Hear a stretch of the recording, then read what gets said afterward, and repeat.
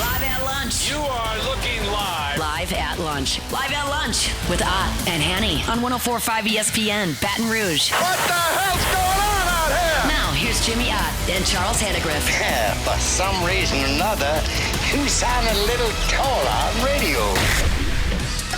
Is it live? Is it live? Is it live? Is it live? From the New Bally's Casino and Sportsbook here in downtown Baton Rouge, welcome to Thursday edition of Live at Lunch, 104.5 ESPN Baton Rouge. Charles Hannegriff, Jimmy Ott, Max Gotro with us. Jordan Kinchin's back in the studio. No YouTube today as we are on the casino floor, but we're glad that you're with us here. If you're listening on the radio, if you're listening on the stream, listening on the app, listening on HD2, all kinds of ways that you can get us. Jimmy, good morning. Good morning, sir. I got a lot to get to today. Dwayne Colucci will be with us, of course. Max is here. You want to tell him hi? I did. Hello. I said, hi, Max. Dwayne Colucci with us. Matt Human's with us. We'll get into their Super Bowl picks and Super Bowl props. A lot of that. LSU women with a big game tonight at the Moody Center. What's the spread? Against Texas. 6.5 is higher than I thought. Who? Texas. They've won 38 straight there. They're ranked in the top 5. I mean, but that's about twice as much as I thought it would be. I thought it would be 3.5. The LSU women are playing really playing well. Better than Texas. Are they not? The last time these teams played, LSU won by 5 in their building. I understand that, but they're playing better now. The last couple of weeks, yeah. Well, there's one common opponent, and I know you can get it's dangerous territory connecting the dots, but they beat Oklahoma over the weekend at home by about 10. LSU beat Oklahoma at their place by double that. They did. Okay. They did. No, it seems high I to me, think too. LSU's playing better than they were when they played Texas. They beat them, but their form is not better now. LSU is playing exceptional basketball. They beat a ranked team by about 100. By 40. Yeah. Yes, about 40. Texas is really good, too. I can't – again, I thought it was a little high. Very high. I thought that it would be about half of that. Got a game in between Texas and South Carolina, right? So it's not a look-ahead spot. Right. Got a game between. Yes. Okay. All right, just making sure. Okay. Texas's only losses on the season are sounds to like LSU. we're going Otterlocks with a women's game tonight. Let me just tell you a little bit about Texas, okay? Texas's only 2 losses of the season are at LSU and at South Carolina. They lost at LSU by 5. They lost at South Carolina by 3. Mm-hmm. And they also have a win against South Carolina at the neutral site back in the pre-conference. It was 2 conference teams playing, but not in a conference game. They are undefeated at home, and I think it's 38 straight now if you go back to last year, if that means anything to you. And they've got a win against UCLA, who's net 2. I mentioned South Carolina. You mentioned Oklahoma. They've beaten some really good teams. It's high. I would say for sure it's high, but that's why it is. You tell me about the home court in basketball all the time. They beat Florida by 20 in the game before they beat Oklahoma by 8. If you're looking for recent form, and they destroyed Texas A&M, who's not very good. So that was since they lost in South Carolina. I'll probably take LSU in a 6.5 as well. I think that's it's a good bet.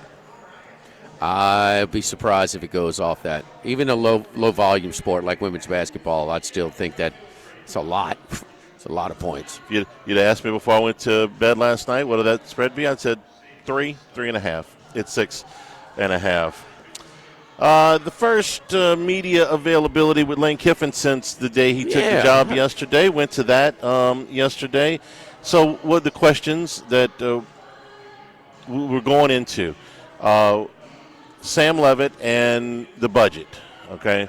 So let's start with Levitt because that to me was, I tweeted out when we were in the press conference that it was the biggest thing to come out of there. The news was good on Levitt, that he will throw and participate in 7-on-7 drills in spring. Not going to take part in full teamwork with contact. Well, that's pretty good. If he is able to throw and he's able to do the 7-on-7 stuff, that means he will be able to do all of the installs that they're going to do in spring, whatever they install. He'll be out on the field for a lot of that. Look, he wasn't going to get hit in team drills anyway, so if he's got to sit out those parts and that's all he's got to sit out, to me that's great. You still got the virtual helmet that he's able to take reps on without putting any pressure on the foot, and Kiffin sounded pretty optimistic about that. So that's a big deal. I don't need him doing teamwork in spring necessarily. If he can do the rest of this other stuff and get through it without that foot flaring up on him, I would call that very good news. Yeah, I think it was there was kind of a little bit of a positive spin on it. Yeah, optimistic spin, I'd rather say. Right. So if he can go out there and if he goes through 15 days of spring and he does all the 7-on-7 stuff and he can throw to the receivers and he never participates in one full scrimmage or team activity where there's contact, I'm fine with that. That's a win. Because when we started talking about Sam Levitt at the beginning of the transfer portal, it was he's going to be out of spring entirely. Well, contact work, yes. Regular work, no. So what do we know about what do we know about Kiffin's level of honesty when it comes to this? You keep track of that at Ole Miss, Florida Atlantic? I didn't. I would just say this without trying to sound too Pollyanna. He doesn't have any reason to lie.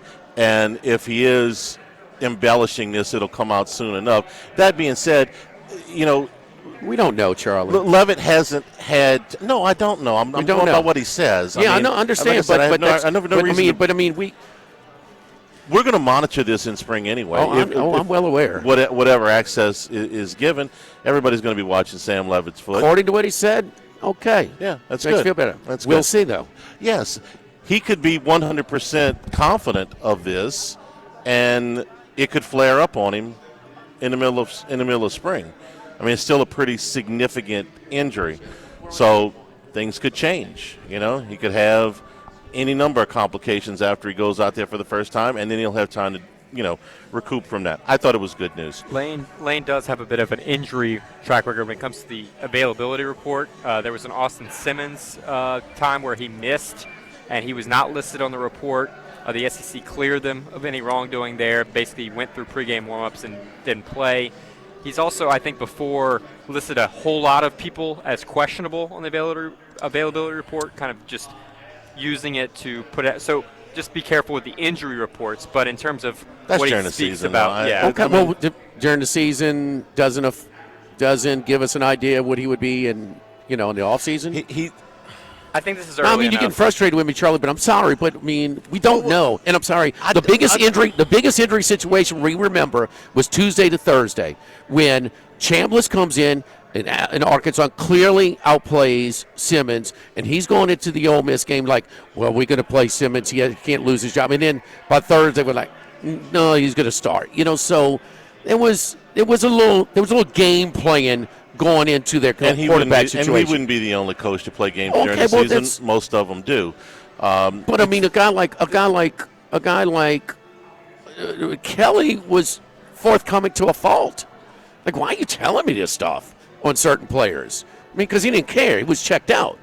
I know what Charlie's saying here, though, in that it's different in the season where you're playing games with other coaches. You're just playing games with the fans at this point. I understand the Kiffin Love Fest, but we're still establishing a track record. I'm asking you, offseason at Ole Miss. Well, what do we remember? We don't remember a whole lot because we're not really dialed into him. We do remember what he said during the season, and he was playing games before Chambliss, and everybody knew, oh, no, he's the better quarterback. He was saying that, no, Simmons is, if he's healthy, he's our starter. No. So I know it's off season, no, it's not, but we'll see. We'll see. And, yeah, we'll see if he's throwing or not.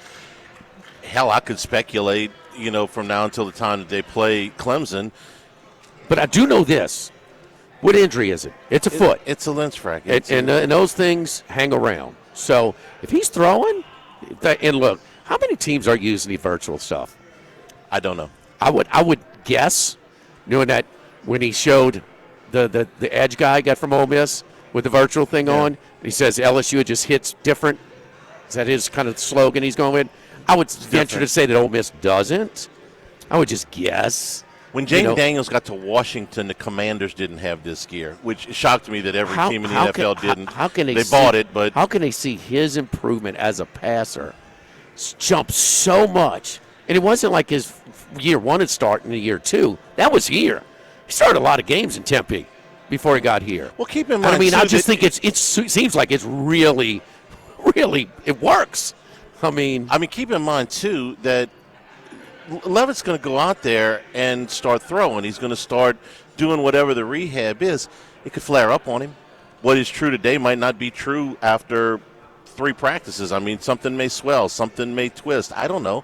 But the fact that he thinks he can start spring practice throwing and going in 7-on-7s, I thought was pretty encouraging. Yeah. I mean, we'll see if it happens. Okay. The budget was the other thing that he answered this 2 or 3 different ways. Okay. First of all, he wasn't throwing out any numbers, which I didn't think he would, but I didn't know. Kelly was very, forthcoming with that number. Almost wanted to brag about it last year. It was kind of like, hey, look, we're working, we spent $18 million. Kiffin wasn't giving out those numbers, but he did answer this, like I said, 2 or 3 different ways. It was asked a couple of different ways about the transfer portal class. Did you expect this many?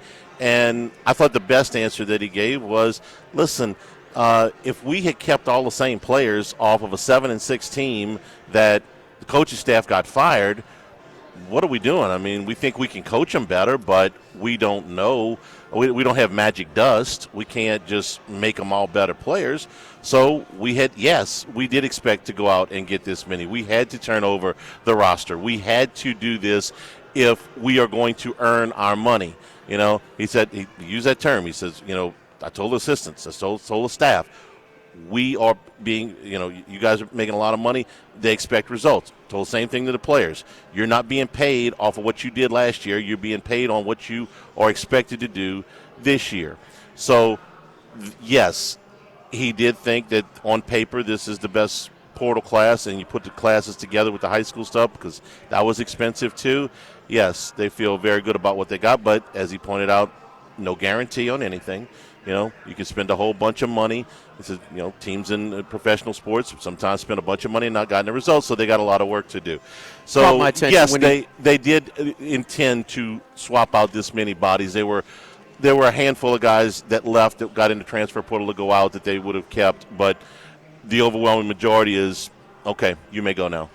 Well, he tied it in to say, look, you can have the money, but you better evaluate, and kind of hinted to that he feels that his staff at Ole Miss was out evaluating the previous staff at LSU. They were. Mm-hmm. Okay, and so the other thing is he tied it in not just to players, and not, in the turnover and personnel in the roster, but also in staff. And sort of kind of heard, to me, I read as he heard a little bit of the backlash and some of the names, and probably what was the biggest surprise? It was obviously Frank Wilson. It was the biggest surprise. Everybody thought he was just going to be a given that came in, was instrumental in the 2 biggest catches, the most highly graded guys in the recruiting class. And so it kind of justified that as well. So, not just the roster. Well, I mean, you're underperforming. So we're not going to keep the whole roster, and the staff is underperforming, and we're not going to keep the whole staff. So I thought he tied those 2 in. And listen, again, he's done very well in this league at, he's exceeded the level of the resources and commitment at Ole Miss. And so he talked about that. Yeah, it was hard, and we think it's going to get even better next year, but heck, man, when you got the brand and you got the resource, you got the alignment, I guess is the operative term that is maintained from the last coach to this coach. Yeah, I mean, we're coming in to shake some things up. We're not going status quo for no underperforming staff in roster. Well, yeah, and at the beginning of it, I understand the shock to the system, especially if you don't do this stuff every day. If you're a casual LSU fan and you just look at the headline, you say, hey, in the first 3 days, 30 guys are going out in the portal, and it's going to take a few weeks to replace those guys. You go, wait a minute, where everybody's leaving? But when you step back and you take the wide-angle view, it's like, what are you clinging to? Okay, what exactly? You went 7-6 last year. The coach got fired. What are you? I realize all these guys were highly recruited and hyped when they got here, but they've underperformed. So what are you clinging to? If I were down in New Orleans today, the NBA trade deadline's this afternoon, and the Pelicans are clutching every player that they have because they think they have a playoff roster, despite the fact that they are in second to last place in the entire NBA, and they're like, no, we don't need to make any trades. Okay, well, fine, finish second to last. This roster, as it looks now, looks nothing like the roster that went to Oklahoma to finish a regular season, or really the roster that went into the bowl game. He was brought in, and there were a few guys they would like to have kept, but for the most part, no, they weren't good enough. So they replaced them with guys that they think are good enough. And I'll take it. You said 3-5 in the league. Yeah, got a little bit more resources to go under 500 losing record in the league. Yeah, there was. Yeah, right. I mean, we throw those rental wins like we right. include well, those. I mean, it was enough to get the coach fired. And I'm not including the bowl game either. It was enough to get the coach. It was enough to get the coach fired. Yeah. How's that? We're here at Bally's, the sports book here, man. Super Bowl Sunday, Charlie. That's coming up here in a few days. How about the screen, huh? Gigantic screen, wonderful sight lines in here. I mean, love McAfee never looked so good. I mean, we have both come over here. I was over here on Saturday and watching some of the games. I was bouncing around. Went to the Queen, went over here. Of course, we are owned and operated by the same people, and so it's the second edition. And man, it's the biggest thing that catches your attention. This screen is a real focal point. It really is. So if you park on the bridge side parking lot, which is plenty of parking there in the garage, the elevator works great. You come over here, you come in on the sportsbook side, and so plenty of seating. This big oval, I don't know, 20 or so machines, video poker machines at the oval bar. That's kind of the main viewing spot here, the sportsbook. Got a ticker, and not just a ticker. A lot of these tickers, Charlie, like 10 minutes behind. It is up to date, man. I mean, up to the second, so I like that as well. But just the screen blows you away, and there ain't going to be a bigger screen in town for Super Bowl Sunday. So you don't have ideas, you don't have a watch party, whether you're hosting or throwing, not a bad option, man, over here at Bally's Sportsbook, the brand new Bally's DraftKings Sportsbook at the Bally's Casino downtown at the Atrium. Live at Bally's, live at lunch, 104.5 ESPN Baton Rouge.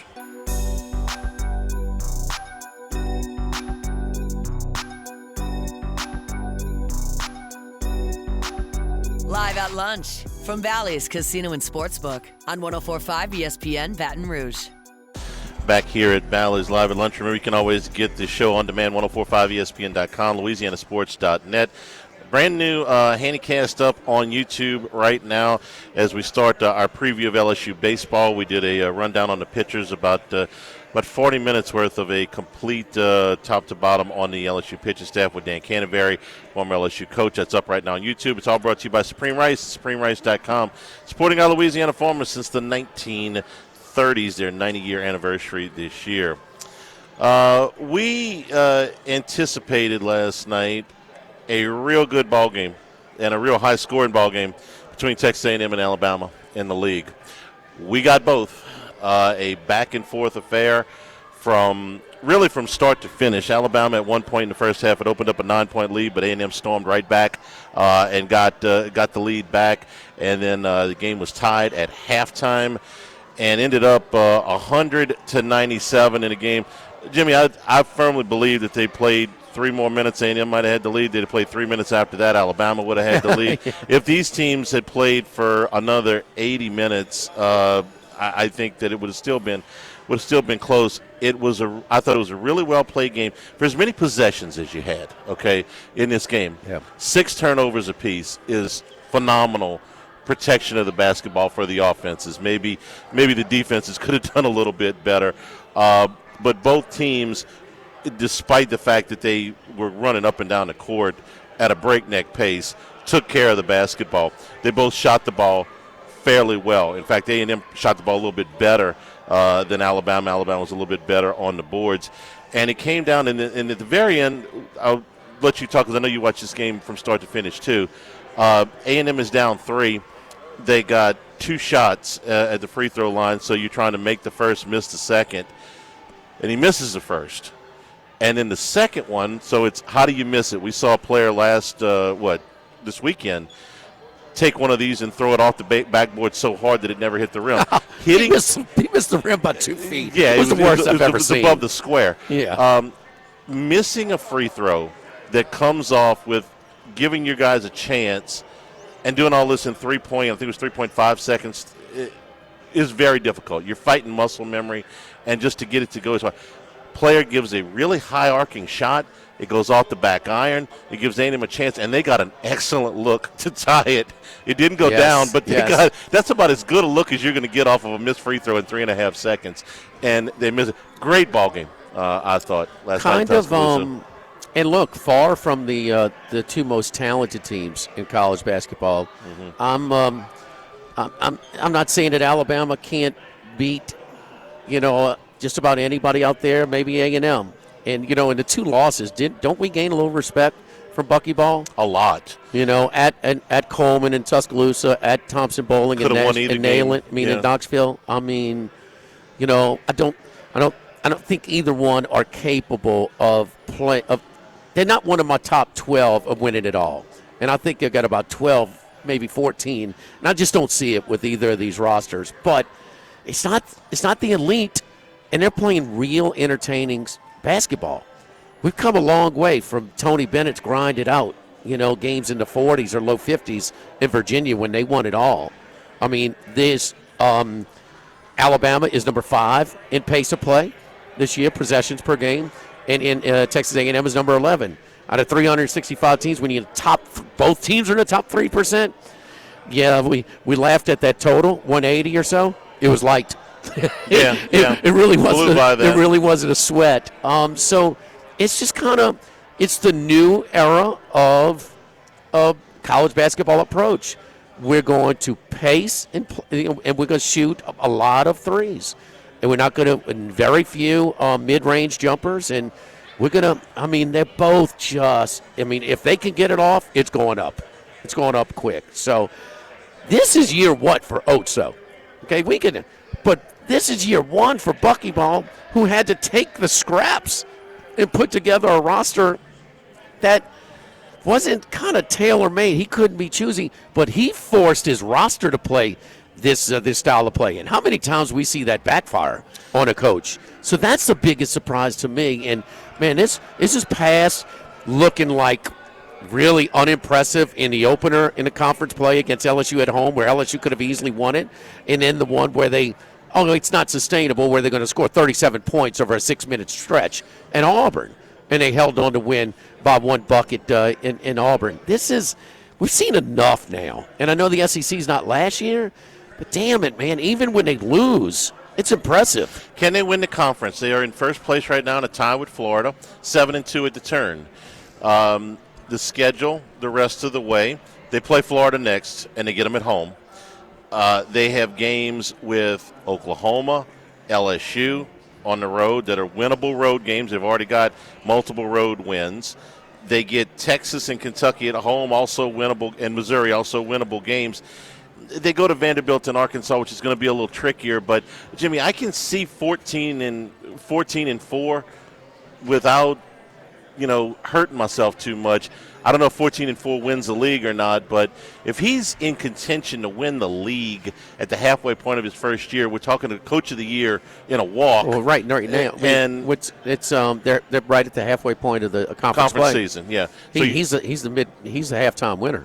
Absolutely. Oh, yeah. So what I'm asking you is this sustainable? So forget about the NCAA tournament for a second. Can they win the league? I'm gave you this. I'm done trying to buck them, Charlie. Yeah, me too. I'm done. I was chasing against that money basketball team. Yes, that's a good basketball team. Why? And the biggest reason is they're just doing stuff that you just don't see. I don't care if it's Army, Navy, and you're trying to prepare on 5 days, 6 days to try and defend that triple option because you just don't see it. And it's harder to play disciplined, assignment football, defensively. When the pressure, they even interviewed the kid And I think he was telling the truth. And I said, man, what about that pressure? Y'all pressing off of missed shots and missed free throws. And he said, yeah, man, about 10 minutes in, the guy from the other team goes, y'all doing this all game? Right. I mean, like, I guess he's telling the truth. But it's just so, you just don't see it. And it's not this token pressure to, okay, we're going to make you eat about 8 to 10 seconds before you get in your half-court set. The thing that opponents aren't doing, you have to attack the basket and make them pay. They're pressing so hard, you've got numbers when you're trying to press. Now, you're going to be playing a pace that's maybe not your custom, but you have to make them pay for that pressure, because that's not just token pressure to try and speed the game up. That's just not token pressure to eat 8 to 10 seconds and make you defend that much less than a half-court set. They are trying to steal the ball and create turnovers. I mean, it is hard pressure. And it is not a gimmick. I'm never going to call pressure defense a gimmick. It's hard to do what they do. It's really hard to do. I can't tell you what their turnover rate was on defense last year. I can tell you their pace of play was way up there at Sanford the last 2 years. Top 5 one year and top 20, or top 15 the next. So the pace of play is consistent with what he was doing in Birmingham. We don't talk about possessions in basketball like we do in football. 65 shots, and you only turn the ball over 6 times? That's pretty good. Yeah, what was the one that we had yes. It's crazy. It's crazy. So don't forget our friends at Legacy Title. Chad Reynolds at Legacy Title for all of your real estate closings. 296-0060, full-service title company servicing all of South Louisiana. Ashley Donald, Adrian Galata, Michael Platt, Mariana Haynes, Natalie and Bradford Smith. Buying, building, refinancing. Nobody chooses but you. Choose Chad Reynolds and Legacy Title. 296-0060. Colucci's hot. Oh, yeah. He hot. The Iceman cometh. Iceman, baby. One thing he can do is finger roll. In Bally's, downtown Baton Rouge, live at lunch, 104.5 ESPN Baton Rouge. It's time. It's now Colucci time. Dwayne Colucci is back to give his best picks on 104.5 ESPN Baton Rouge. Well. You're on fire, boy, huh? Hot. See that smoke coming off the ice, man. That ain't steam. That's Colucci. That's Colucci. How many girlfriends you got these days? You on fire so much, huh? What's going on? I'm beating them off with a stick. I tell you, it's been so busy around here, guys, with the transition and the Super Bowl that I ain't even got time to breathe. I'm lucky I'm able to follow my hockey and keep everything going good. That's what we try to do here. We try and give a plethora of winners so we could all cash tickets. Yes, indeed. All right. Well, you want to give out your hockey first, or your favorite 2 props for the Super Bowl this Sunday? Well, we could do the props first because I know let's keep everybody waiting for the hockey. I'm just kidding. The props, guys, I'm sticking with my initial reaction. I mean, I like the Patriots when I saw Chris make the decision to first put up the line. And, it's a tough read because we don't know now the injury status that they're trying to say Drake May has a shoulder injury.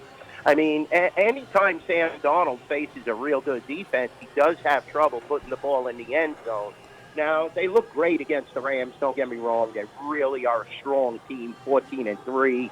Walker, Najigba, all these guys that you have, Rashid Shaheed, these guys are just off the hook. So, it's going to be tough, but I think that Patriot defense is the telling tale. I mean, even though they were playing a backup, they held Denver basically off the board.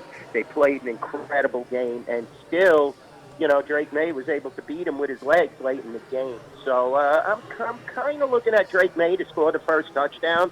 I mean, I'm sure you shop around, you could get like 25-1, maybe even more. Rampart and South Point is very low. It's at about 18-1, 16-1 now. We're doing a show. We're doing a show at Bally's, the DraftKings Sportsbook at Bally States. 14-1 here, Max. Huh? Okay. Plus 1,400. Are you seeing? But May first TD. Drake May first TD.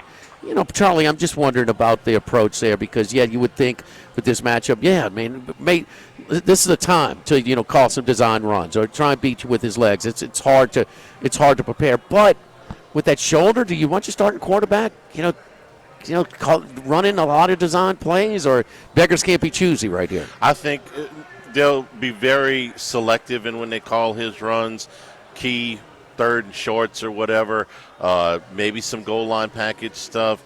But him taking off on his own is, to me, that would scare me way more than the design runs if I'm Seattle, because we saw him make some very big plays in the playoffs with his feet, and just the wide angle.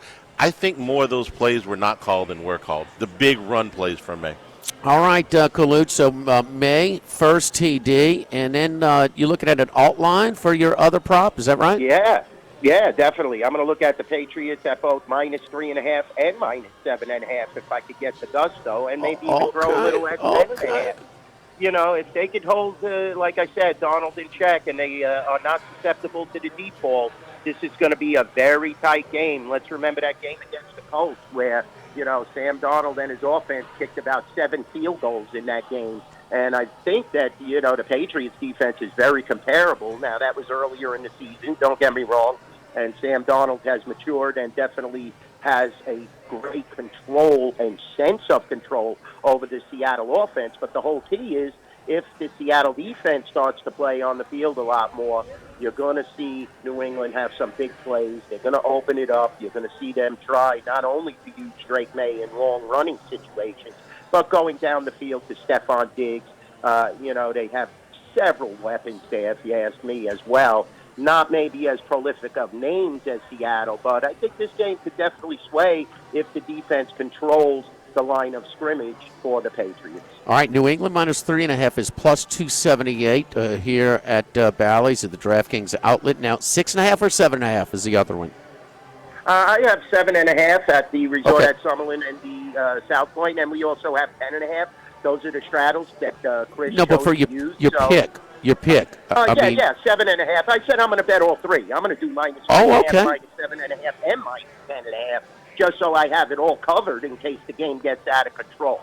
I'm sticking with the Patriots here, so, that's my philosophy. New England -7.5 is +487 over here. Max, I don't see a -10.5. So, I mean, you're laddering. You got a Patriots ladder going on. Huh? Hey, we're hoping the young stud can get it done. And that defense. Don't kick to that Shaheed guy now. He's pretty fast. No, that's the whole key. That's what I said. That could be the person that scores the first touchdown. So you have to be careful.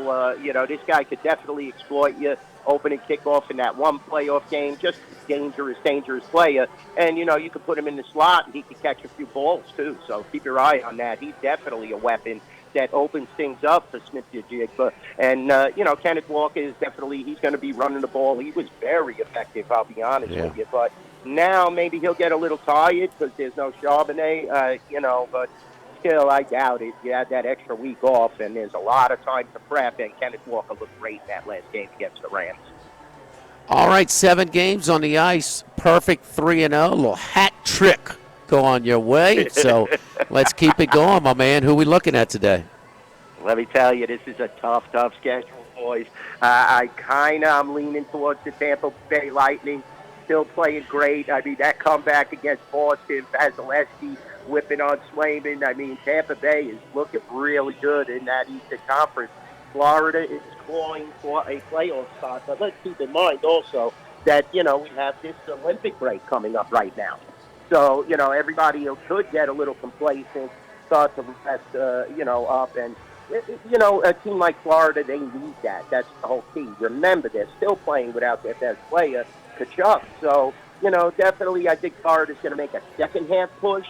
And usually when these two teams get together, it's really rebel-rousing hockey. So, it's a 4:30 start time. You're laying pretty much, a big number with Tampa, but they're undefeated already in February. I mean, they're 4 in a row. They've won, 7 out of 8. Just unbelievable hockey. And we know how good they could be when they want to be. So this is going to be a heavy-hitting matchup. I'm taking Tampa Bay in this game. -185 is where we are right now, the Tampa Bay Lightning. Okay, next. Okay, you can get 175 here at the resort at Summerlin, so come on down, or at the Hey, South Charlie, I'll Point, give you some money. Go to South Point, so get us down. Fly it out here, boys. Fly it I gotta hurry. Hustle, Hanny. Yeah. Okay, so now let's go on to the New York Rangers, who are just in total disarray. this is why you're seeing them getting, I see 190 at Madison Square Garden, which is unheard of. They're going to get crushed again, guys. The Carolina Hurricanes are definitely going to play well in this game. I mean, they were betting against Carolina the other night against Ottawa, and I gave that game out. The game we opened it was funny. We opened it at Carolina minus 220. It got bet down to minus 165, and they were able to beat the Senators. And I told everybody, Senators are not the same team as they are at home on the road. So keep your eye on that. Love the Carolina Hurricanes tonight. I know it's a big number. Let's lay the puck line, even though Jonathan Quick is between the pipes. I mean, Artemi Panarin is gone. He is now off to L.A. We're not sure if he's going to play tonight against the Vegas Golden Knights, but they're blowing it up out there, and I think they're poorly coached as well. I don't think the coach has a focus on this New York Ranger team. So I like Carolina. I also, like I told you guys, just 2 seconds ago, Ottawa, not the same team on the road. Going to Philadelphia tonight, Philadelphia was able to get a win in their last game. They have a lot of trouble with their superstar, Matvei Michkov, who is, he's not really getting the grip with the new head coaching staff and all that, and he's become a problem and maybe a cancer in the clubhouse. So this is my third a small play on the Flyers tonight, just because I don't think Ottawa is as good on the road as they are at home. So all right, we have three selections tonight, guys. Flyers plus 114 is what we're looking at here. It's DraftKings outlet at Bally's Casino where we're broadcasting today. Let me clarify now. The Carolina Rangers game, that's the puck line, not the money line, right? Correct. Okay, Correct, so minus 1.5 is plus money at plus 114. Give or take, depending on where you shop. So Tampa Bay minus 85 money line, Carolina on the puck line minus 1.5 plus 14, and the Philadelphia Flyers plus 114 as well. You see, just hovering to that 114 plus number. Broad Street Bullies. Got those pennies going, floating around. Pennies from heaven in Baton Rouge. Yeah. All right, you taking a lot of Seattle action out there? Yeah, definitely. You know how it is. I mean, now it's become a one-way street where you thought you were going to get some two-way action and a lot of underdog action. But I'm hoping and praying it'll come in late. I mean, we're sitting at 45.5. So let's see what, transpires. I'm hoping to get a little buyback as we get closer to game time. It's only Thursday. We still got a lot of people commuting here on Friday and Saturday. So a lot of big bets left to be made, and, hopefully we'll get some of this buyback. But at the Rampart and South Point, it's been a one-way street so far. All right. Max, is he the top left TV? Dave Bing. Dave Bing played the first NBA game I attended. Dave Bing and Bob Lanier, Charlie, for the Detroit Pistons at the Municipal Auditorium. Against the Jazz? Against the Jazz, baby. Free fries, 110. Man, Colucci, when the Jazz would score 110, which would happen maybe one out of every 5-6 games, maybe. Free fries at Burger King. Huh? Well, what about Maravich? Maravich would pump in 50. What'd he say? Pistol Pete. That's the way. That's the guy that PA announcer every time. Pistol Pete would knock it down. That wasn't when Vitale was coaching Lanier, right? That was after that. I don't know. I don't know. I know what you're talking about. Vitale was coaching the Pistons for a while. Lanier was there. Yeah. It's a weird deal called Detroit University and the Detroit Pistons. He went from Detroit University to Detroit Pistons. Yes. That's right. Yes, Max. I'm bummed. Colucci's so hot, and we're about to have a 3-week hockey break for the Olympics. What do you think about our Olympic chances, the U.S.? They look good. I mean, if you're looking for an upset chance, I think I've been doing my homework. I'm pretty sure it's Sweden that has every single player on the roster is an NHL player. So keep your eye on that. That's definitely a major factor. And I'll shoot Jimmy some texts with some selections during the Olympics. There's different times and stuff like that. But definitely I will have selections for you guys. It's very exciting. And, we're going to have lines now with the Caesars affiliation. So definitely there's outlets to bet. You guys right where you are right now, you'll definitely have an outlet to bet there. And it's very important to look at the rosters, look at the strength of these teams. I don't know. I think that maybe they've made a few mistakes on the United States roster. I think there's a lot of superstar power that was left off that roster. But you don't have Russia there, so that's always a plus. Stockholm, not a bad place to hang out, Charlie. I keep waiting for you. You're going to come to the show for the next 3 weeks going, Colucci tells us we're getting value on Sweden. It's a Sweden parlay. Okay. I mean, the defending champs in the curling, and now is a value here. So what's a Sweden curling and hockey gold medal parlay pay, huh? Let's swing. My man is hot. Let's swing for the fences, Charlie. Huh? And keep in mind, my Paisans do not have one NHL play. Italy does not have one NHL play on the roster. But Sweden has 14 forwards that are all on NHL rosters. The 8 defensemen are all on NHL rosters, and the 3 goaltenders. So keep I don't know if pizza and cheese are the greatest diet for hockey players. So I mean, Sweden to medal parlay with right. Sweden to medal with Arizona to make the Final Four and Scotty Scheffler to win the Masters. I've got this one. Oh, really? I don't. Sounded creative to me. Sweden to medal in both men's curling and men's hockey, plus 257. There we go. Value there we medal in both. There we go. Put it down. Colucci, you're the best. Follow him on Twitter at NYBookieDwayne. At NYBookieDwayne. Thank you, Colucci. Good luck to you this weekend.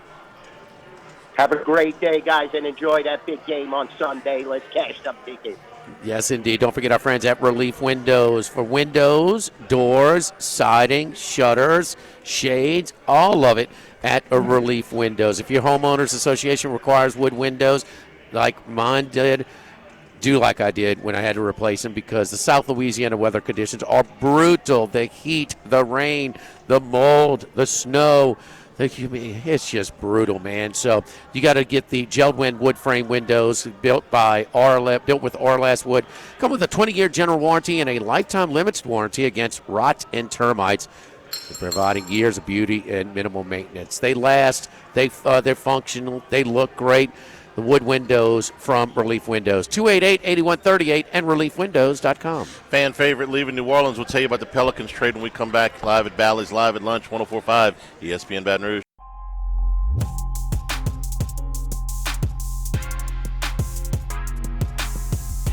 Live at lunch from Bally's Casino and Sportsbook on 104.5 ESPN Baton Rouge. Jose Alvarado of the Pelicans, formerly now the Pelicans, traded to the New York Knicks. This is a deal that's going to send 2 second-round picks to New Orleans, some cash, and Dalen Terry, who the Knicks just got from Chicago.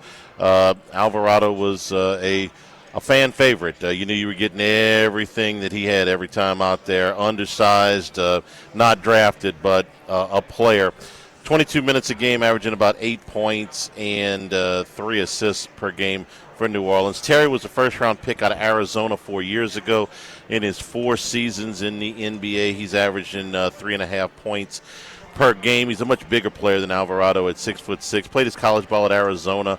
Was known at Arizona as a very good defensive player. He was just outside the lottery pick 4 years ago at number 18. So was they going back home from the New York area? Yeah. And, that's where Georgia Tech recruited him out of, and he, going back home. We'll miss Jose. I enjoyed watching him play. Jose. Pelicans are tough a lot of the times, but Jose was a pleasure to watch. That's a soccer cheer, Max. Yeah. It is. Good work. Here at Bally's, all day on Sunday, $1 wings here for the big game. Live at Bally's, live at lunch, 104.5 ESPN Baton Rouge.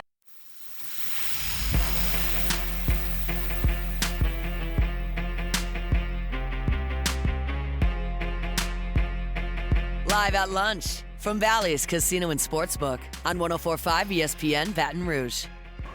And return here at Bally's, where Sunday for Seahawks and Patriots is dollar wings all day long. You know, one of the great things here, we were telling you about the huge screen, the great sight lines, wonderful ample seating here at Bally's.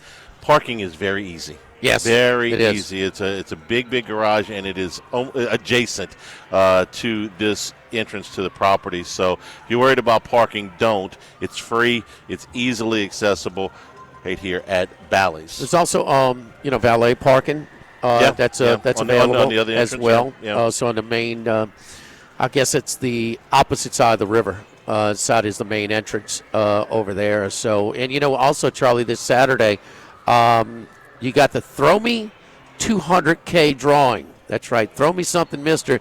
200K drawing. If you come into main entrance, it's got unbelievable, like, kind of balloon, I don't know, just all kinds of, it's Mardi Gras-esque, man, Yes. in the Mardi Gras colors. It's festive, man. Good picture, good photo op area in the main drawing. But 5 to 9 p.m. this Saturday, the $200,000 drawing will select 45 winners to receive $500 in free slot play, and then 9 finalists will advance to the grand finale. That's 3 weeks later on Saturday, February 28th at 10 p.m., where they'll compete for $25,000 in cash. So that's this Saturday, 5 to 9 p.m., the Throw Me $200,000 drawing this week. $500 in free play for 45 winners. So we talked about the Dining Depot, and so it's a cool area where you can go and order, get a pizza in the wood-burning stove, fresh dough. Pizzas are good. They do the char-grilled oysters.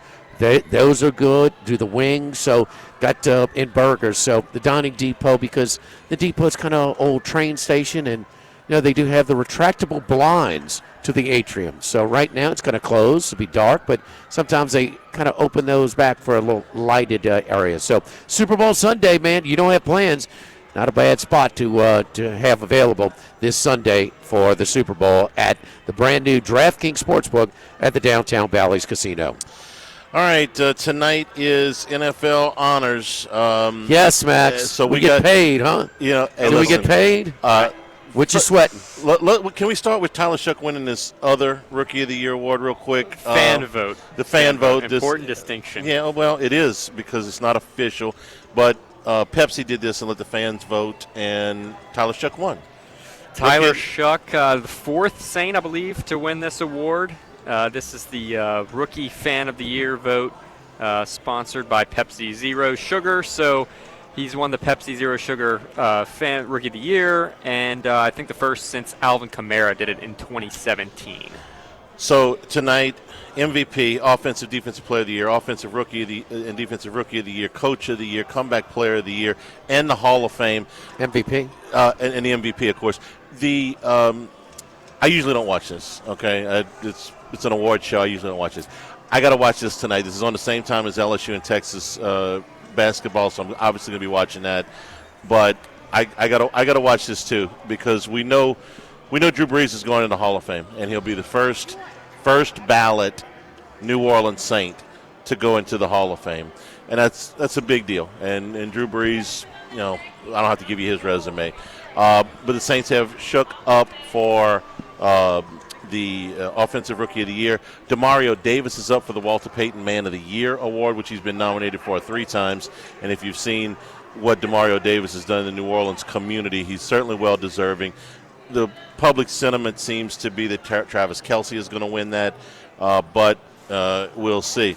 But you guys have been grinding on Coach of the Year and MVP and stuff like that, so Charlie, I did watch it last year because it was down in New Orleans, and Ethan and some of the people that were close to Kareem Badawi and those affected, those murdered in the Bourbon Street terrorist attack on New Year's Eve. They were invited on the NFL, so they got to partake in the red carpet and go. So, but it is made for TV. Snoop Dogg is he hosting again, Max? Who's hosting tonight? NFL Honors. But he did. But it was. I mean, it was supposed to start at 8:00, and it was. Or whatever it was, and it was 90 minutes, and it was on the dot. As far as the timing of it, so it moves. Well, here's why. I was visiting with some of the New Orleans media at the Lane Kiffin thing yesterday. Uh-huh. The announcement, the press conference for the Hall of Fame inductees is at 9:30. This broadcast starts at 8:00, so they have to have that announced and those players into that press conference an hour and a half after it starts. So yeah, they're on a schedule. The other thing the New Orleans media that I visited with yesterday said was that they have sort of been tipped off that they do not expect Eli Manning to get in to the Hall this year. So, right. They'll obviously be there covering the Drew Brees. Maybe they can get in as a combo. One guy who was real average in the postseason, but really good in the regular season, and then his brother just the opposite, huh? That's. I'm going to ask you who you think's getting in the Hall of Fame here in a minute. But oh, dude, we got it. John Hamm's hosting, by the way. Who's that? John Hamm. Who? John Hamm. Who's John Hamm? Actor. You don't know John Hamm? Yes, sure. I'm well aware. Okay, who is sorry. it? John Hamm. What show is he in? What movie? He was in the first season of Landman. He's been in. Oh, really? Oh, yeah. What did he play in Landman? A oil tycoon, the CEO. Okay. Yes. Okay. He's not Jack Ham's brother. And not Mia Hamm's brother. Elsie Greenwood? No, not. Palace of Fine Arts, Charlie. Been there. Really? Yes, yes. Mad San Men. Francisco? Yes. Don Draper, yeah. Mike Vrabel for Coach of the Year. I think he'll win. And I think, by historical standards, what he took over the record last year, what the over-under was this year, what they were expected, and going above expectation. But it's in first year, just a complete turnaround. I mean, Drake May was there last year. He was there last year. Yeah. How much is his staff that is attributed to Drake May's quick development? I think a lot. Now, the caliber of competition, that's real, okay, but it's still the NFL. But man, there are a lot of really strong candidates. I mean, it's so deep. Chicago, Seattle, San Francisco. Help me out, Charlie. I mean, it's just Jacksonville. Yeah. And then Shanahan is the other finalist. Yeah, I mentioned for the 49ers. Yeah, so those. But I still think Vrabel's going to get it when it's all said and done. Offensive Rookie of the Year, Max. We think the odds are still showing Ted McMillan is pretty strong favorite to win this thing. Got that 1,000-yard milestone, but man, the thing about Chuck that hurts him is the quarterback who's won the award has never started less than like 12 or 13 games. He didn't come close. Got 9. So if he'd have started 4 more games, he might have won this thing. Yeah, I think there are a strong case. There are 4 awards that have the best chance of pulling off an upset, something unexpected.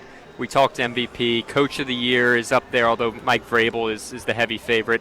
Offensive Player of the Year probably going to be Jackson Smith and Jigba, but you've got Puka Nacua, Christian McCaffrey, who are in the mix there. And then Defensive Rookie of the Year as well. Carson Schwessinger, the heavy favorite, but Nick Emenwari from Seattle puts up a good case as well. He also got hurt yesterday in practice, so something to monitor for the Super Bowl as well. Charlie, I still think, though, got to Shuck, though, they beat Atlanta. They finished off with another win. The betting market would have been very, very close. So I understand the history with the amount of games, but man, so much on these individual awards, how the team and the coach, how the team, whether they win or lose. I mean, I'm not saying that the betting market is 100%. It's just the only barometer of what's going on, but it really was affected by the team's success. Got to give a little credit to your Browns there, Max, since you're subjected to spending a lot of time with the Cleveland Browns fans complaining about something. Schwessinger was not a first-round pick. He was first pick at second round. But Defensive Rookie of the Year outside of the first round? The Browns did something right? Had an impressive year. It was a great draft class, right? They had Harold Fannin in there as well. The tight end had a great year. At the quarterbacks and say, oh, they drafted Dylan Gabriel. At Bally's, where this Sunday it is the Patriots and the Seahawks and dollar wings all day long here at Bally's. We were talking about the NFL awards tonight, the NFL honors, and we were just to finish up on the Hall of Fame. I think the 4 guys that are getting in with Kuechly and Suggs, Fitzgerald and Breeze. The 5th one I think is hard, Jimmy.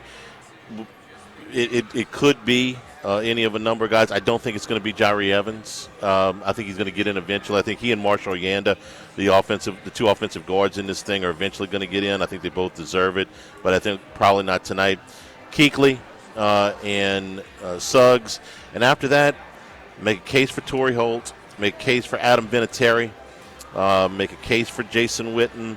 We kind of tipped off that Eli Manning is not going to be one of those guys if the New Orleans media is right. So do you have a if you had to pick?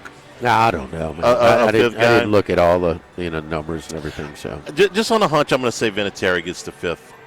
That's just. He should be a Hall of Famer. There's nobody has as many big kicks as him. There's not many on this finalist list that I go, man, that guy just doesn't belong. Like Reggie Wayne.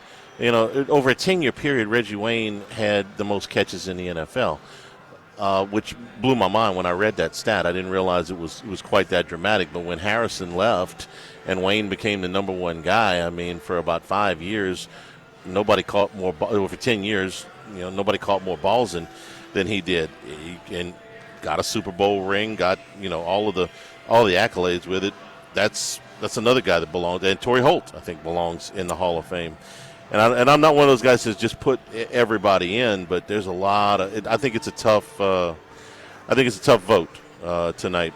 Charlie. I was looking at one we didn't talk about the award though, is Assistant Coach of the Year. Yeah, it's kind of an interesting group. Josh McDaniels, offense coordinator for the Patriots. I mean, he's getting attributed a lot with Drake May's development. I mean, Clint Kubiak with Seattle. I mean, now this is the second year in a row that an offensive-minded coach, it was O'Connell at Minnesota, that got all the credit for developing Darnold. So Darnold's the only player to win that many games with two different teams back-to-back years. Yeah. He's the first guy since Tom Brady to win that many games in back-to-back years, period. Yeah. But the first guy to win with two different teams. Because when you win that many games, they don't let you go, generally. Yes. That's you find a good quarterback, you hold on to him. Right. Broncos defensive coordinator Vance Joseph. Vikings defensive coordinator Brian Flores. I thought he had a great year. He did. A great year. And then Eagles defense coordinator Vic Fangio. There might be a little carryover from the Super Bowl last year. I mean, that doesn't surprise me that the Eagles were really good. I think he's a really good defensive coordinator. And I think but out of those, Kubiak, number one seed. I think I would probably vote for Vance Joseph because as Bo Nix came along. That's a tough award. That's tough. The Broncos' defense was the reason, the primary reason that they were the number one seed in the AFC. And I know Nix had his moments and certainly came along and was playing well at the end of the season. But that Broncos defense, for a lot of the first half of the year, kind of was the dominant unit and kind of carried them a little bit. I don't think there's an undeserving guy on this list. 4 former head coaches in Kubiak, who is the leader to be the Raiders coach when this is over. It's close, and I love Flores. I thought Flores would get the Steelers job. I thought he had a good chance to get the Steelers job, and they passed for whatever reason. But if I had to vote, is his suit settled? No, but okay, well, but he's been hired twice since the suit as went on. An assistant. Yeah. Okay, he didn't sue because for mistreatment as an assistant.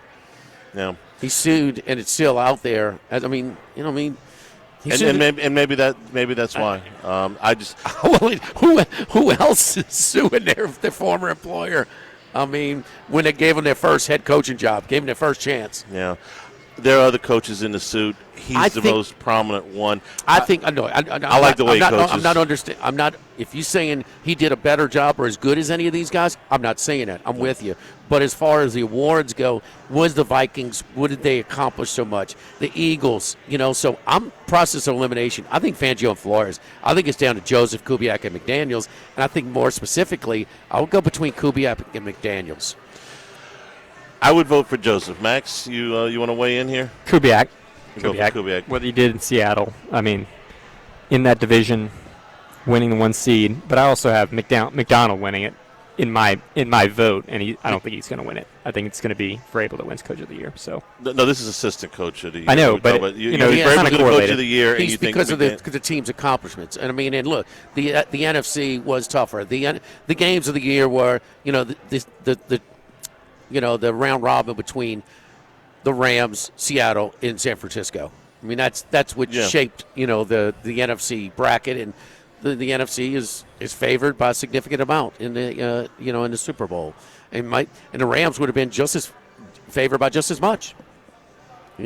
So yeah, that toughest division in football, no question there. That's a compelling argument. Protector of the Year, a new award this year for an offensive lineman. We could see. I think Joe Thuney might win this award. Moved to the Bears this year from the Chiefs and made a difference. Made a huge difference. So inaugural Protector of the Year award given out tonight. That's one of those ones where you got to really get in and dig into the film to look. You can't. I can't just watch a game once and tell you with pinpoint accuracy how every offensive lineman played. I gotta look, especially since we've been doing the all 22s with with the film study for LSU. You can really see some of this stuff from the end zone. You could. You can see the obvious stuff from the TV cut. You can see when a guy misses a block. You can see when a guy completely drives somebody in the turf, but the little minutia and stuff like that, it's hard to tell on a TV cut. Parsons is one of the 5 finalists. Does that surprise you a little bit? Yeah, because for MVP you're talking about. No, for Defensive Player of the Year. Defensive Player of the Year. Will Anderson, Benito from the Broncos, Garrett's going to win it from the Browns, Hutchinson from the Lions, and Parsons. That surprises me a little bit. He was, if you did it just on the games he played, he was deserving, but he missed, how many games did he miss? 4 or 5? More than that. Missed better than a quarter of the season, yeah. Was it strictly correlated with his absence and when they started to kind of fall off defensively, or it started when he was still in there? It wasn't as dramatic as what happened in Dallas. When he played 14 games. He played. So he only missed 3. Their defense slid down the stretch. It did. You have to account for him with 2 people on passing downs. Unless you got an all-pro, unless you got Trent Williams blocking him, you got to account for that guy with 2 guys, or he's gonna wreck everything you're trying to do. But 3 games is 3 games. That's not insignificant. Interesting. I think I don't know when we got cut off there, but what's the biggest likely upset in these awards? If we're going to be shocked by one, who's it going to be? Well, anybody besides Garrett for Defensive Player of the Year. I don't. The Rookie of the Year, man. Ted McMillan, nice year, but come on, man. Nothing. We've seen it's kind of a weak class, huh? I think the quarterbacks are going to split any votes outside of Ted. Well, they kind of the handwriting's on the wall as far as the MVP and the only one from the MVP finalists that is a finalist for offensive player of the year is Meg. So it's kind of like how that goes. To me. When's the last time the MVP was not? You got to go to Peterson, maybe, or somebody before that. A Cooper Kupp. Was Cooper Kupp? No, he wouldn't. He did not win it, even with that 1 year. So the MVP goes to the quarterback, and the Offensive Player of the Year goes to the position player, for lack of a better term. Yeah, that Offensive Rookie of the Year is almost like a process of elimination. They're gonna, if you're a voter, okay. Yeah. Maybe this isn't fair. You're going to throw Dart and Shuck out because they didn't play the whole year. You're going to throw Abuka and Henderson out. Abuka had a great start and a weak finish. Henderson had a weak start and a strong finish. McMillan played the whole way. He played start to finish the whole way, and that's probably why he's going to win it. If I had to. Health wins it because it gets participation award. Well, it's not like he played bad. He was. What did Carolina need? How many guys have 1,000-yard receiving years? As a rookie? No, period. Well, this is a rookie award. I understand. I get it.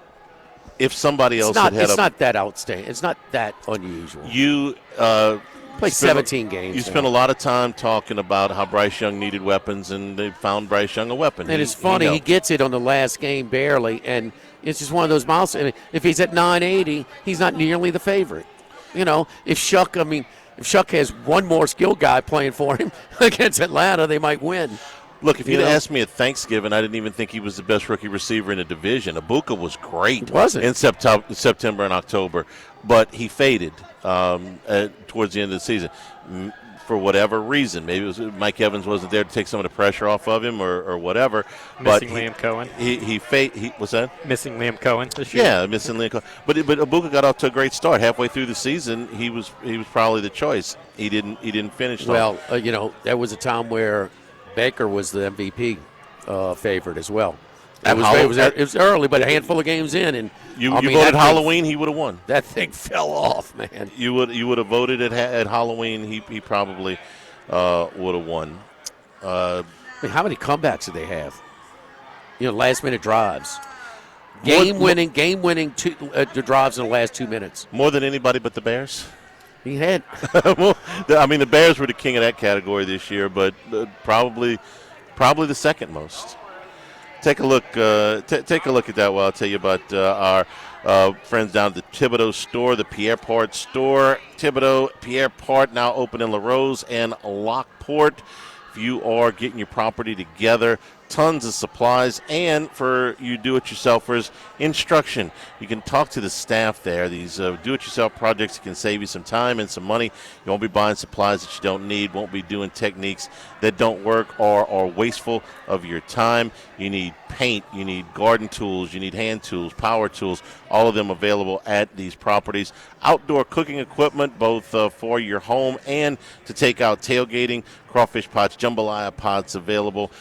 Host-made Cypress furniture down at the Thibodeau store. And if you're going down to the coast fishing, a ton of fishing gear at the Thibodeau store, 900 St. Patrick Highway in Thibodeau, Highway 70 in Pierre Part for the Pierre Part store. Online, it's thethibodeaustore.com. That'll get you to all 4 properties. Same-day pickup available at all 4 sites and delivery available on a lot of these items, including lumber out of the Pierre Part store. The Thibodeau store online. First 4 wins when they were 4-1, all last minute or scoring drives, not touchdown, but scoring drives. Some touchdowns, some field goals. Yep. Atlanta 23-20 at Houston on that Monday night game, or was that Sunday night? 20-19. The Jets, after they had that wild comeback, that those defensive scores, whatever, or special teams, field goal to win that one, and then Seattle against that defense. 38-35. That was a great game. That was really, really well, that's fun an outlier, game to watch. huh? Those 2 teams played now. Seattle would destroy them. Huh? Yeah, but at the time, that was a really good game. We're here at Bally's, where Sunday it's all you can, not all you can eat, dollar wings all day. Very easy parking, great screen, great sight lines here at the Bally's Sportsbook and Casino downtown Baton Rouge. Live at lunch, 104.5 ESPN Baton Rouge.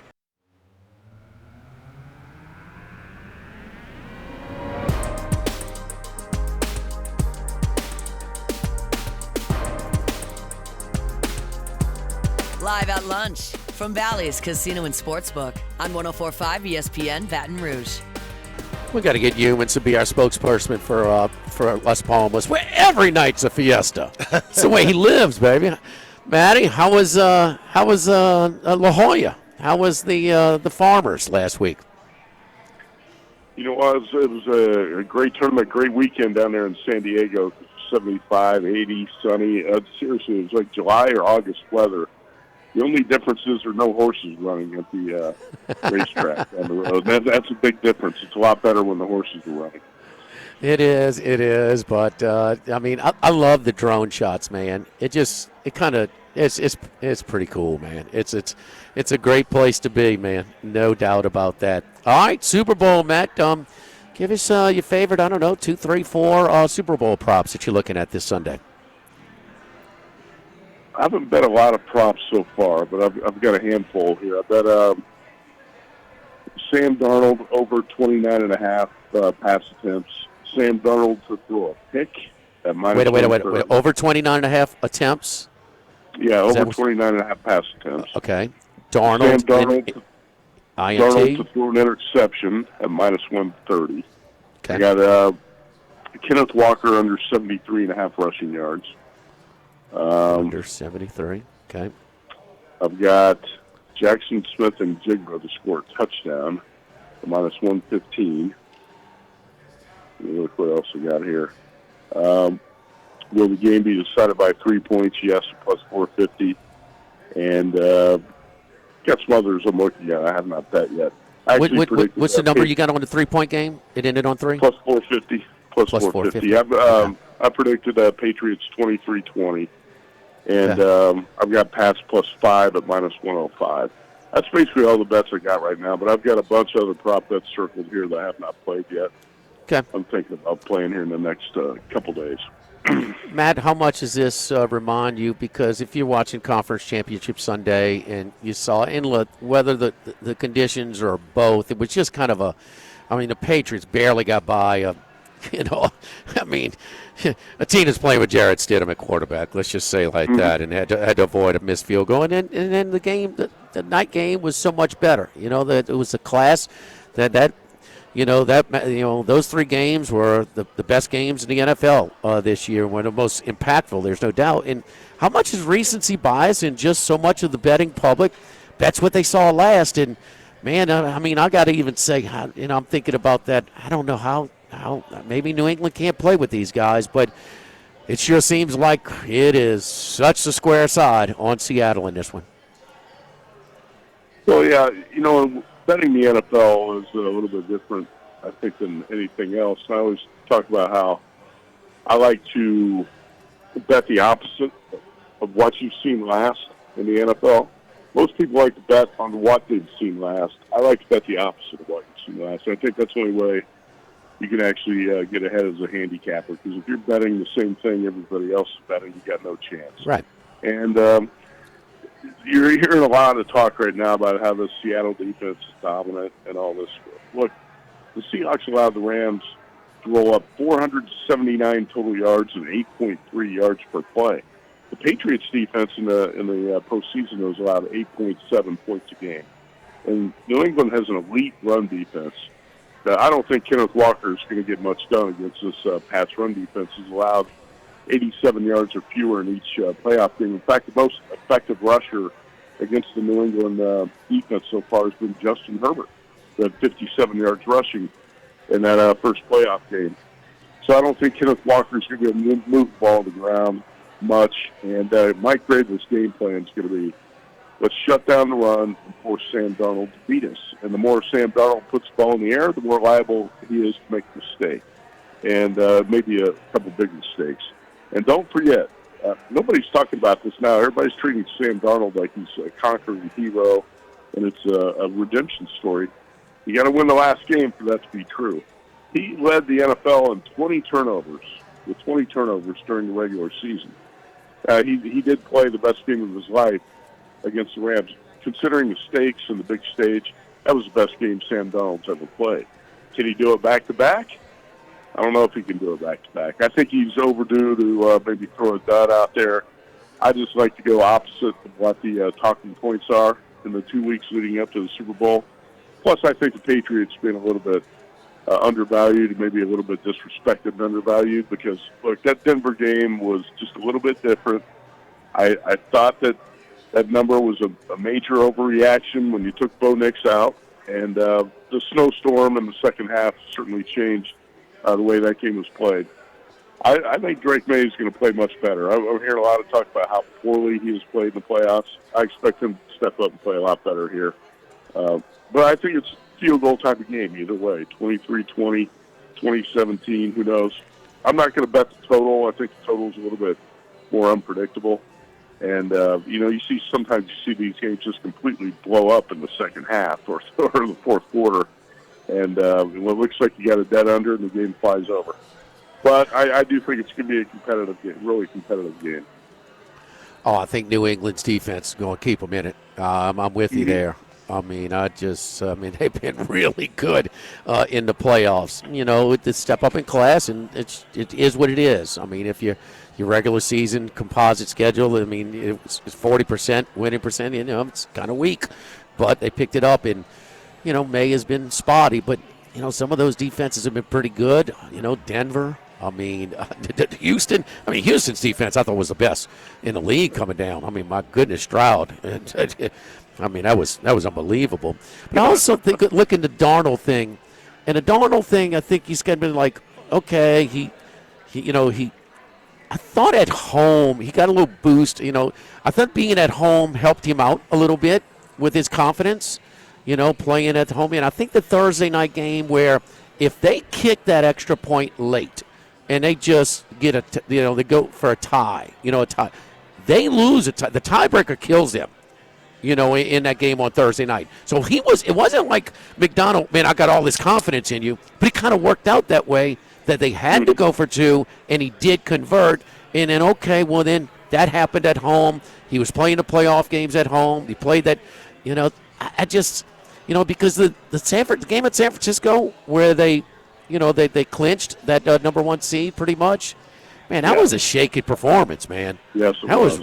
Yeah, so I'm just wondering now at this new stage for him, this Super Bowl, I wonder if those jitters, some of those nerves come back for him.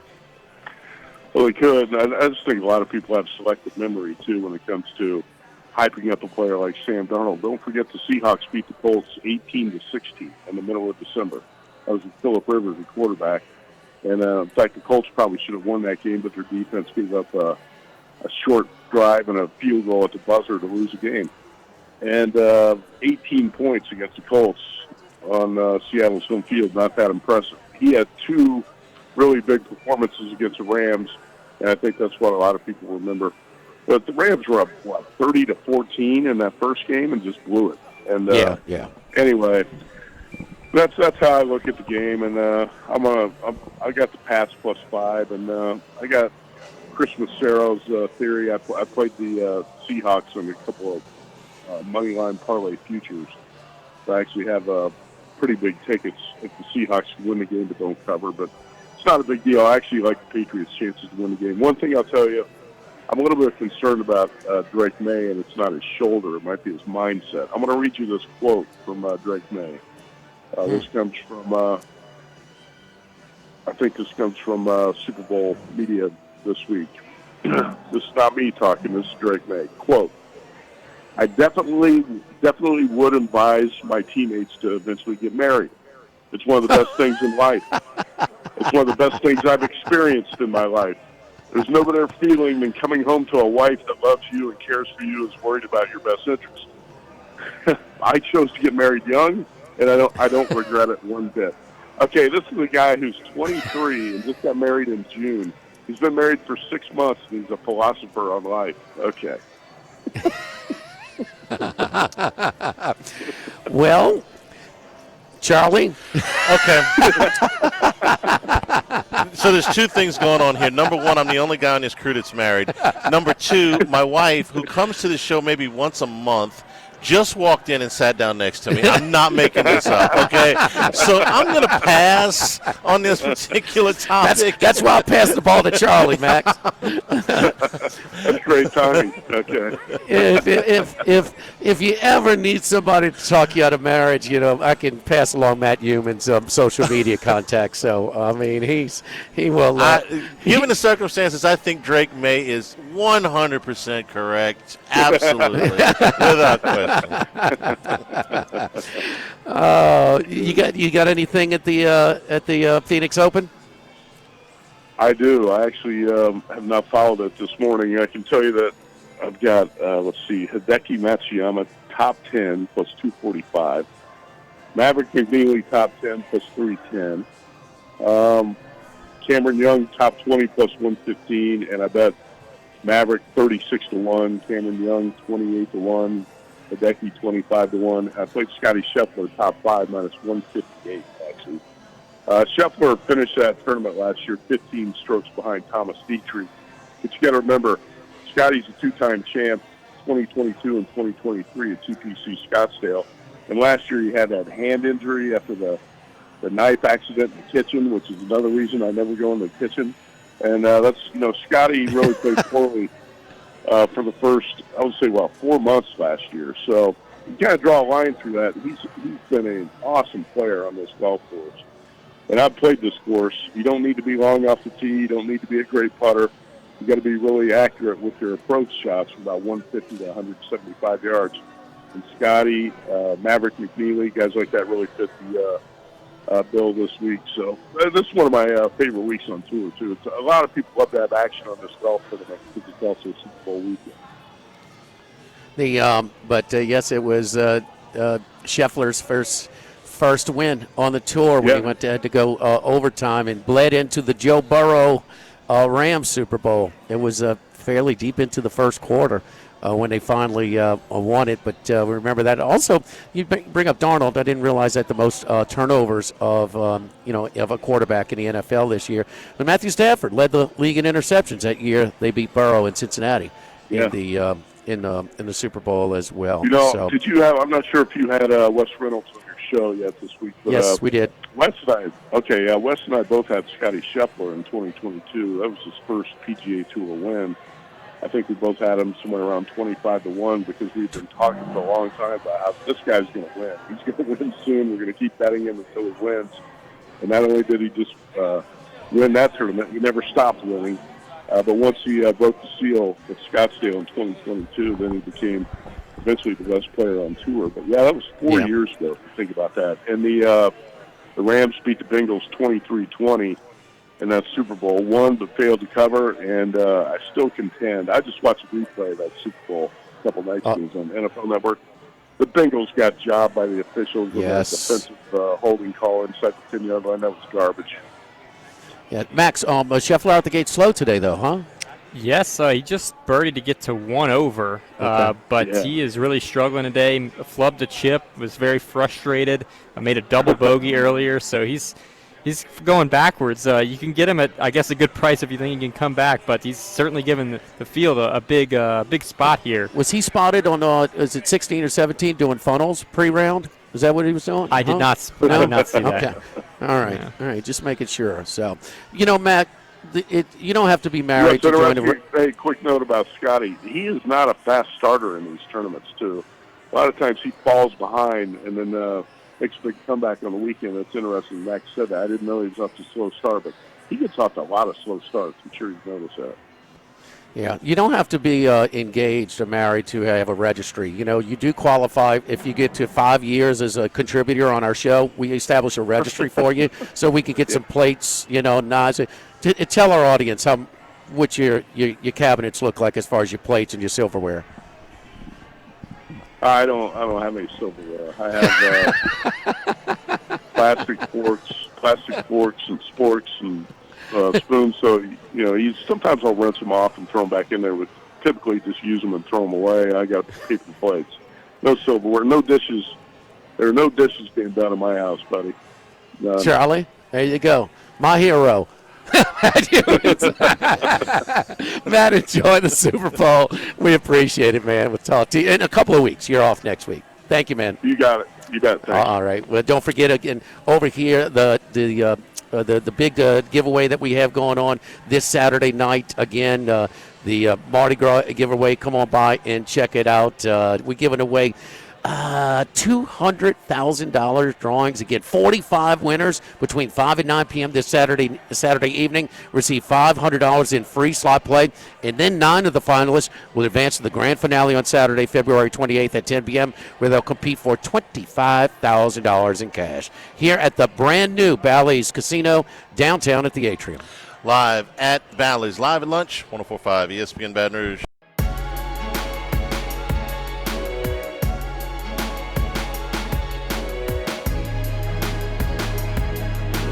Live at lunch from Bally's Casino and Sportsbook on 104.5 ESPN Baton Rouge.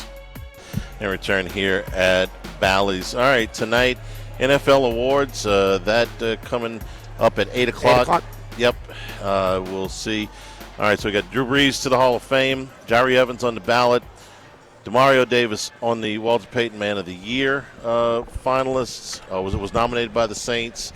Tyler Shuck for Offensive Player of the Year. All of that up tonight. And the LSU women's basketball team, number 5 in the country at number 4 Texas. Both teams 21-2.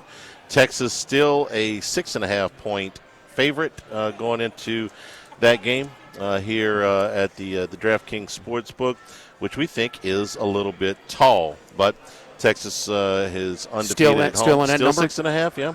Let's see what it is here. See if you can. If you may get a different number somewhere else, but DraftKings got it at 6 and a hook. Take the way LSU's playing right now. I feel pretty good about them having a chance to pull the upset at the Moody Center tonight. Sunday, all day, all you can eat wings. Not all you can eat wings. Excuse me, dollar wings all day at Bally's. Casino and Sportsbook. We're downtown Baton Rouge. Very easy parking. Just adjacent to the Sportsbook entrance. A huge parking garage. Valet parking also available. So no problems getting you parked and getting you in here. Giant screen. Wonderful sight lines for you to be able to watch the game. Plus some of the other things going on. Big day in college basketball on Saturday. We were here last weekend and got a chance to see a lot of the games, so you got a chance to do that too here at Bally's. Well, Bad Bunny be big over here Sunday, Charlie. Yeah, that's a giant screen for sure. Bad Hanny. Nah. Come on, man. You got a little Puerto Rican in you.